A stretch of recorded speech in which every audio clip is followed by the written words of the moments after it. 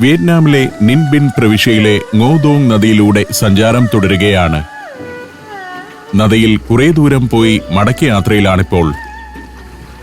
താം കോക്ക് എന്ന പ്രസിദ്ധമായ ടൂറിസം കേന്ദ്രമാണിത്. വിവിധ ഇനം സ്റ്റോർക്കുകൾ മുതൽ ഫ്ലെമിംഗോകൾ വരെ ngô Dong നദീതടത്തിൽ വസിക്കുന്നുണ്ട്. പരന്നൊഴുകുകയാണ് ngô Dong നദി. അതിന്റെ ഓരങ്ങളിൽ ധാരാളം ജലപക്ഷികളുണ്ട്. നെൽച്ചെടികൾക്കും താമര ഇലകൾക്കും ഇടയിലൂടെ അവ ഇര തേടി നടക്കുന്നു. കൊറ്റി വിഭാഗത്തിൽപ്പെട്ട പലതരം പക്ഷികൾ, ഇതിൽ ദേശാടന പക്ഷികൾ വരെയുണ്ട്. നീർപക്ഷികളാണ് ഈ മേഖലയിലുള്ളവയിൽ ഏറെയും. നിൻ ബിൻ മേഖലയിൽ കണ്ടെത്തിയിട്ടുള്ള 300 ഇനം പക്ഷികളിൽ 40 ഇനങ്ങൾ ദേശാടന പക്ഷികളാണ്. മത്സ്യബന്ധനത്തിനിറങ്ങിയ നാട്ടുകാരാണ് ഇവർ. നീളൻ വടിയിൽ കെട്ടിയ വല കൊണ്ടുള്ള മീൻപിടുത്തം. പ്രത്യേകമായൊരു എക്കോസിസ്റ്റമാണ് ഇവിടെ. ടൂറിസത്തിൽ കർശനമായ നിയമങ്ങളുള്ള മേഖല തന്നെയാണിത്. പക്ഷേ അത് കൃത്യമായി നടപ്പാവുന്നുണ്ടോ എന്ന സംശയമാണ്. തുഴക്കാർ കാലുകൊണ്ട് വള്ളം തുഴയരുതെന്നാണ് ഒരു നിയമം. അങ്ങനെ തുഴയുന്നത് കണ്ടാൽ ടൂറിസം ഓഫീസിൽ റിപ്പോർട്ട് ചെയ്യണമെന്ന് ബോട്ട് ജെട്ടിയിൽ വെച്ച ബോർഡിൽ കണ്ടിരുന്നു. പക്ഷേ ഇവിടെ എല്ലാവരും കാലുകൊണ്ടാണ് തുഴയുന്നത്. കൈകൊണ്ട് തുഴയുന്ന ഒരാളെ പോലും കാണുന്നില്ല. തുഴക്കാർ ടൂറിസ്റ്റുകളോട് ടിപ്പ് ആവശ്യപ്പെടരുതെന്നും സാധനങ്ങൾ വാങ്ങാൻ നിർബന്ധിക്കരുതെന്നുമെല്ലാമുള്ള നിബന്ധനകളുണ്ട്. അതുപോലെ ടൂറിസ്റ്റുകൾ പാലിക്കേണ്ട ചില കാര്യങ്ങളുമുണ്ട്. നദിയിൽ യാത്ര ചെയ്യുമ്പോൾ ലൈഫ് ജാക്കറ്റ് അണിയണമെന്നതാണ് അതിൽ പ്രധാനം. ടൂറിസ്റ്റുകൾ ബോട്ട് തുഴയാനോ നദിയിലിറങ്ങാനോ പാടില്ല. നദിയും അതിന്റെ തന്നെ ഭാഗമായ നെൽവയലും ചുണ്ണാമ്പുപാറകളും അതിൽ വളരുന്ന ചെടികളുമെല്ലാമായി പ്രത്യേകമായൊരു ഇക്കോസിസ്റ്റമാണ് ഇവിടെ രൂപപ്പെട്ടിരിക്കുന്നത്. താം കോക്കിലെ ഏറ്റവും വലിയ ഗുഹ വലിയൊരു മലയുടെ ചുവട്ടിലാണത്. ഹാങ് കാ എന്ന ഈ ഗുഹ അങ്ങോട്ട് പോയപ്പോൾ കണ്ടതാണ്.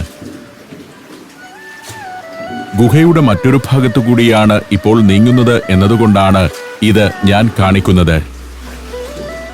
127 മീറ്റർ നീളമുണ്ട് ഹാങ് കാ ഗുഹയ്ക്ക്. നദിയുടെ കുത്തൊഴുക്കുകൊണ്ട് വിസ്താരം കൂടിയതാണെങ്കിലും ഈ ഗുഹയൊന്നും നദി സൃഷ്ടിച്ചെടുത്തതല്ല. പ്രദേശത്തു നിന്നും സമുദ്രജലം പിൻവലിഞ്ഞ വേളയിലാവാം ഗുഹകൾ രൂപപ്പെട്ടതെന്നാണ് ഗവേഷകരുടെ നിഗമനം. പാറകൾക്കിടയിലൂടെ ഇങ്ങനെ നദി ഒഴുകുന്നത് താം കോക്കിൽ മാത്രമല്ല, വടക്കൻ വിയറ്റ്നാമിലെ കുറെ പ്രദേശങ്ങളിലാകെ ഇത്തരം വലിയ ഫോർമേഷനുകളും വിചിത്രമായ ലാൻഡ്സ്കേപ്പുകളുമാണ്.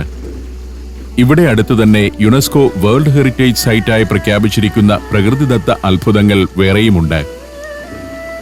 സീനിക് ലാൻഡ്സ്കേപ്സ് എന്ന് അതറിയപ്പെടുന്നു.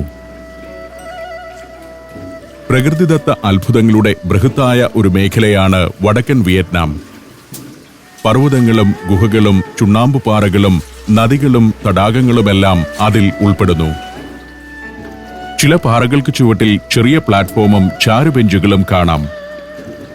മഴയുള്ളപ്പോൾ വള്ളങ്ങളിലെ യാത്രികർക്ക് അവിടെ കയറിയിരിക്കാം. ഈ പരിസരത്തെ ഗ്രാമങ്ങളിലൂടെ സൈക്കിളിലാണ് കൂടുതൽ ടൂറിസ്റ്റുകളും യാത്ര ചെയ്യുന്നത്. ഗ്രാമീണ ജീവിതം മാത്രമല്ല, ആകർഷകമായ പല കാഴ്ചകളുമുണ്ട് നിൻ ബിൻ മേഖലയിൽ.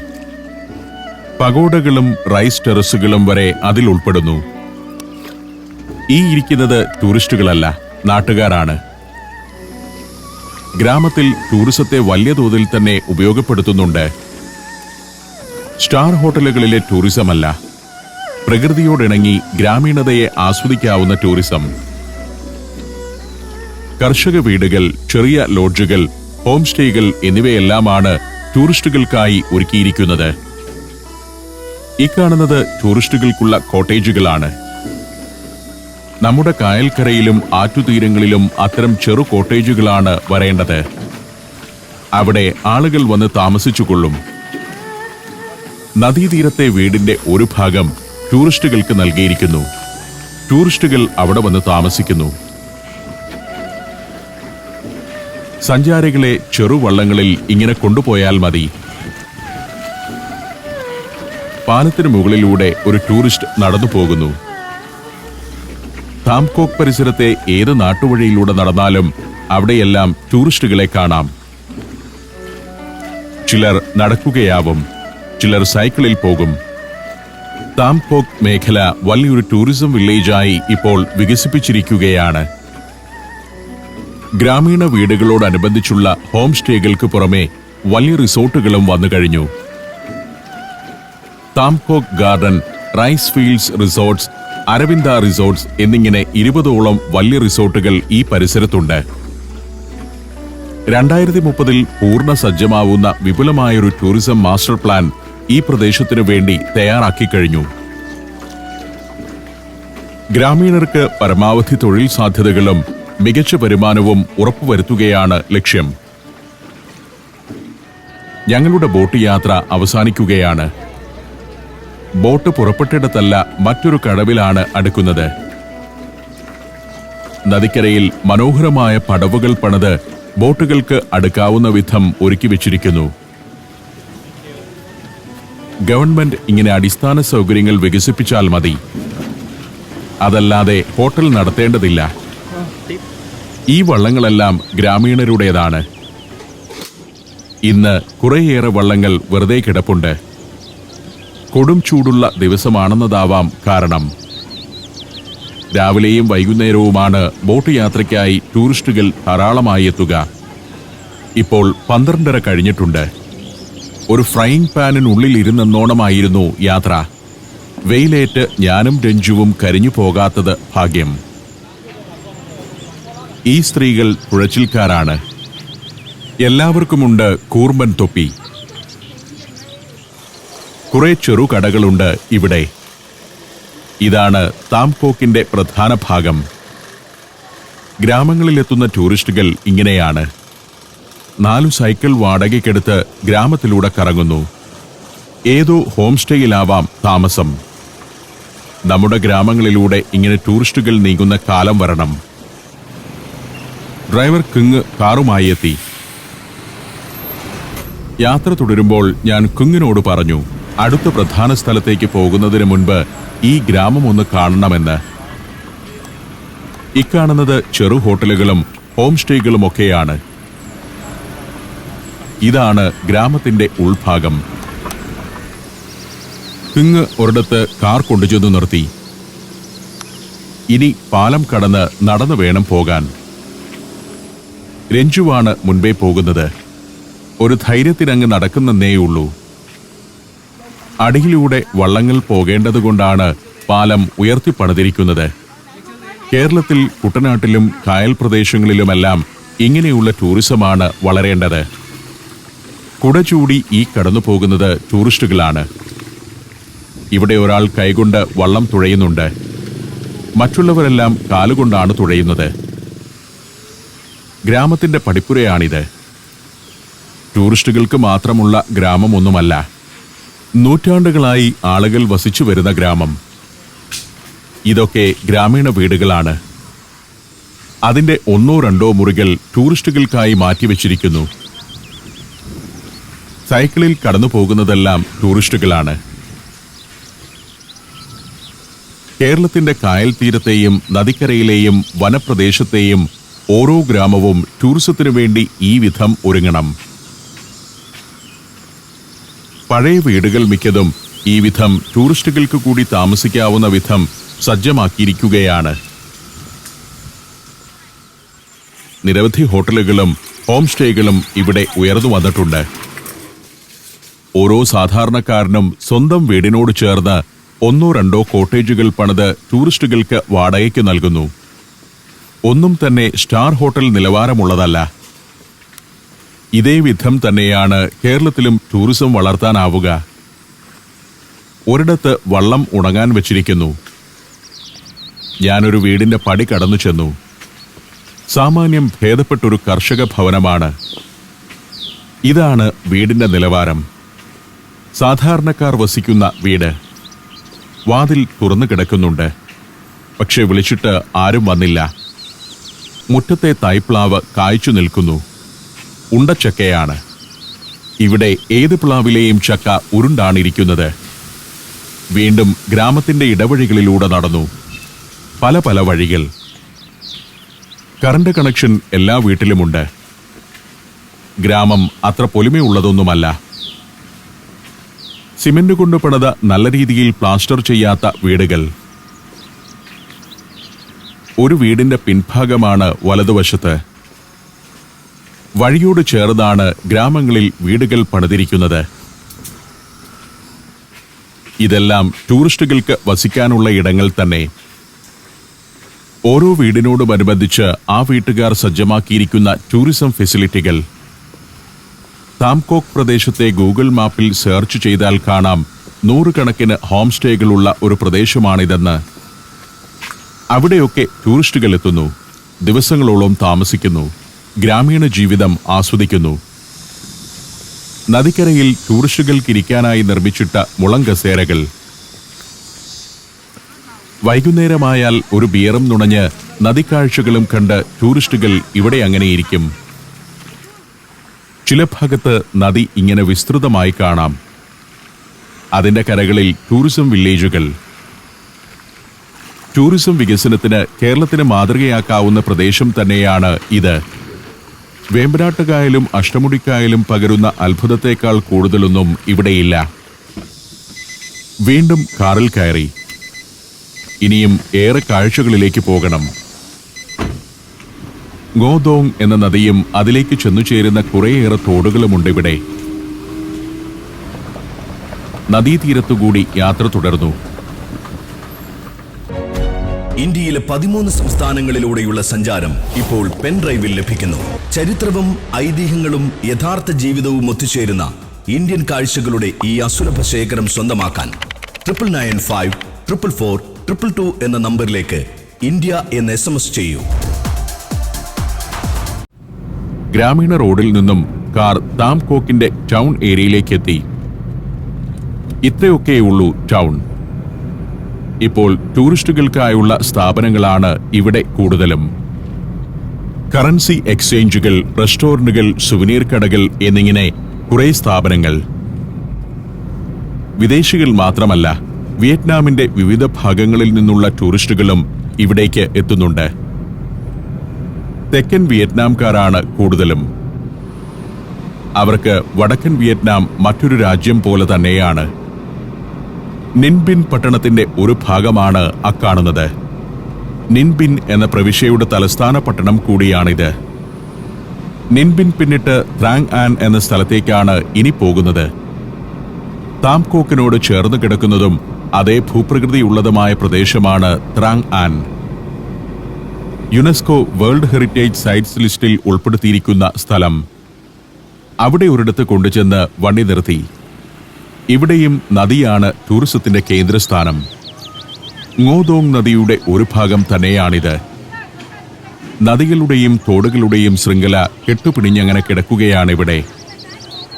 ത്രാങ് ആനിലെയും പ്രധാന ആക്ടിവിറ്റി സാംബാൻ എന്നറിയപ്പെടുന്ന ബോട്ടിലെ യാത്ര തന്നെയാണ്.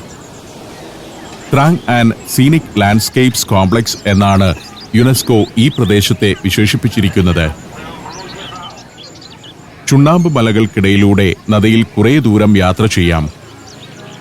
താംകോക്കിൽ ഞങ്ങൾ നടത്തിയ യാത്ര പോലെ തന്നെ. അവിടെയുള്ള തരം ഗുഹകൾ ഇവിടെയുമുണ്ട്. കൂടാതെ ചില പഗോഡകളും കാണാം. അവിടുത്തെ ടൂറിസം സെന്ററിലേക്ക് ഞാൻ നടന്നു. പഗോഡ പോലൊരു കെട്ടിടം മറുവശത്ത് കാണുന്നുണ്ട്. നദിക്കു കുറുകെയുള്ള പാലം കടന്ന് അവിടേക്ക് നടന്നു. വളരെ ഭംഗിയായി ഒരുക്കി വെച്ച സ്ഥലം. ടൂറിസം സെന്റർ കെട്ടിടത്തിനും പൗരാണിക ശൈലിയാണുള്ളത്. ഇവിടെ കാണുന്ന ടൂറിസ്റ്റുകളിൽ വലിയൊരു ശതമാനവും സ്വദേശികളാണ്. അവരെ കടന്നു നടന്നു. ഈ കെട്ടിടത്തിനകത്ത് വലിയ അത്ഭുതങ്ങളൊന്നുമില്ല.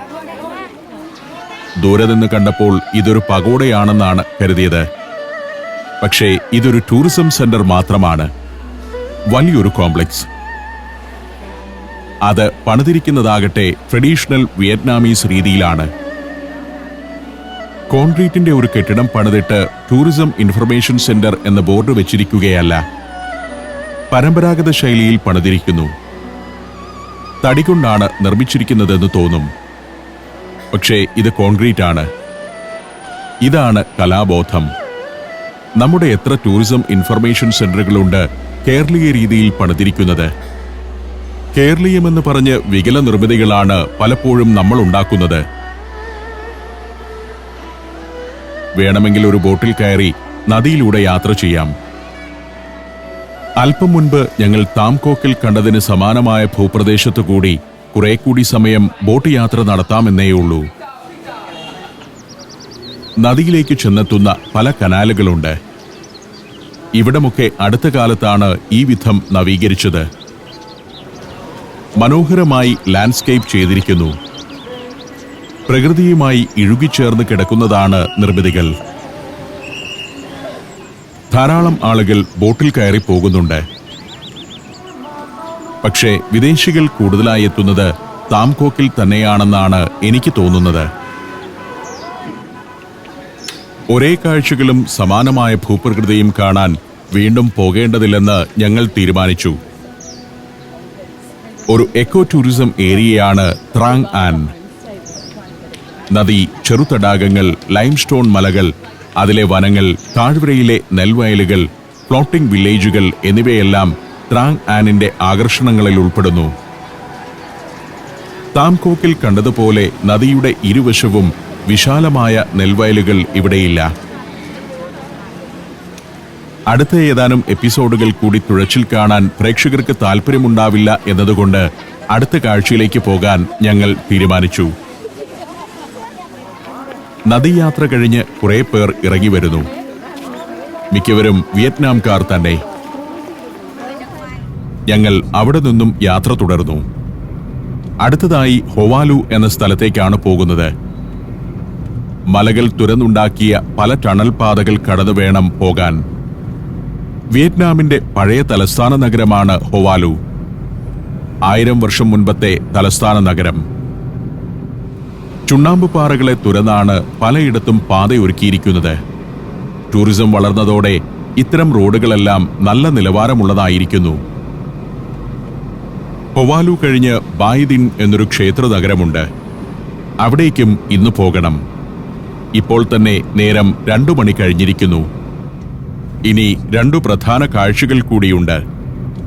അതിനുള്ള നേരം കിട്ടുമോ എന്നറിയില്ല. അല്പം വേഗത്തിൽ തന്നെയാക്കി യാത്ര. ഹൊവാലുവിന്റെ പ്രാന്തപ്രദേശത്തേക്ക് എത്തിയിരിക്കുന്നു. 1000 വർഷം മുൻപത്തെ രാജനഗരമായിരുന്നു ഹൊവാലു. പിന്നീട് തലസ്ഥാനം ഹൊയ് ആനിലേക്ക് മാറുകയായിരുന്നു. വണ്ടിയിൽ നിന്നിറങ്ങുമ്പോഴേക്കും ബൈക്ക് ടാക്സിക്കാർ എത്തി. രഞ്ജു ടിക്കറ്റ് എടുത്തു വന്നു. ഇവിടെ നിന്നിനി എത്ര ദൂരം പോകാനുണ്ടെന്നറിയില്ല. ടെമ്പിൾ കോംപ്ലക്സിലേക്കും കൊട്ടാരത്തിലേക്കുമെല്ലാം കൊണ്ടുപോകാമെന്ന് പറഞ്ഞാണ് ബൈക്കിൽ കയറ്റുന്നത്. അസഹ്യമായ വെയിലാണെന്നതിനാൽ ഒരു ദുർബല നിമിഷത്തിൽ ഞങ്ങൾ സമ്മതിച്ചു. പടിപ്പുര കടന്ന് ഹൊവാലു എന്ന വിയറ്റ്നാമിന്റെ പുരാതന തലസ്ഥാനത്തേക്കു കയറി.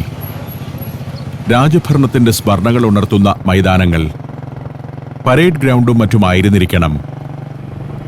നിരവധി ക്ഷേത്രങ്ങളുണ്ട് ഇവിടെ. പഴയകാലത്ത് മരിച്ച രാജാക്കന്മാരുടെ പ്രതിമ ക്ഷേത്രത്തിൽ പ്രതിഷ്ഠിച്ച് ആരാധിക്കുന്ന പതിവുണ്ടായിരുന്നു വിയറ്റ്നാമിൽ. ഇവിടെയാണ് ലേ ദായ് ഹാൻ രാജാവിന്റെ ക്ഷേത്രം. അതിനടുത്തിറങ്ങി ക്ഷേത്രത്തിലേക്ക് നടക്കുമ്പോൾ ആദ്യം കാണുന്നത് ഡ്രാഗൺ ബെഡ് എന്ന ഒരു കല്ലാണ്. രാജാവ് പ്രത്യേക പൂജകൾ നടത്തിയിരുന്ന കല്ല്. പുരാതന ചൈനയിലും വിയറ്റ്നാമിലുമെല്ലാം അനുഷ്ഠാനങ്ങൾക്കായി ഉപയോഗിച്ചിരുന്ന വലിയ ശിലയാണ് ഡ്രാഗൺ ബെഡ്. അത് പിന്നിട്ട് എത്തുന്നത് ഒരു പടിപ്പുരയിലേക്കാണ്. ഔട്ടർ ഓൾട്ടർ കർട്ടൻ എന്നാണ് അതിന്റെ പേര്. അത് കടന്നു നടന്നു. ഇടതുവശത്ത് കാണുന്നത് തുവു ഹൗസ് ആണ്. വീണ്ടും മുന്നോട്ട് ചെല്ലുമ്പോൾ ഇന്നർ ഓൾട്ടർ കർട്ടൻ എന്ന പടിപ്പുരയിലേക്ക് എത്തുകയായി. ഇന്നർ ഓൾട്ടർ കർട്ടനകത്ത് പഴയകാലത്തെ ചില പല്ലക്കുകളൊക്കെ ഇരിപ്പുണ്ട്. ചെറിയ ഉദ്യാനത്തിലൂടെ നടക്കുമ്പോൾ അങ്ങകലെ കാണുന്നതാണ് ശരിക്കുള്ള ക്ഷേത്രം. ലേ ദായ് ഹാൻ രാജാവിന്റെ ക്ഷേത്രം. AD 980 മുതൽ 1005 വരെ ഭരിച്ച രാജാവാണ് ലേ ദായ് ഹാൻ. ചൈനീസ് കടന്നുകയറ്റത്തെ ഫലപ്രദമായി നേരിട്ട രാജാവ്. ക്ഷേത്ര കോംപ്ലക്സിൽ പുരാതനമായ പല നിർമ്മിതികളുണ്ട്. മരണാനന്തരം രാജാവിനെ ദൈവമായി ആരാധിക്കുന്ന പതിവുണ്ടായിരുന്നു വിയറ്റ്നാമിൽ. അങ്ങനെയാണ് ഈ ക്ഷേത്രത്തിൽ രാജാവിന്റെ പ്രതിഷ്ഠയുണ്ടായത്. ക്ഷേത്രത്തിലേക്ക് കയറും മുൻപ് അതിന്റെ മുറ്റത്ത് നിന്ന് ഞാനൊന്ന് തിരിഞ്ഞു നോക്കി. അകത്തേക്ക് കയറാനുള്ള ഒരുക്കത്തോടെ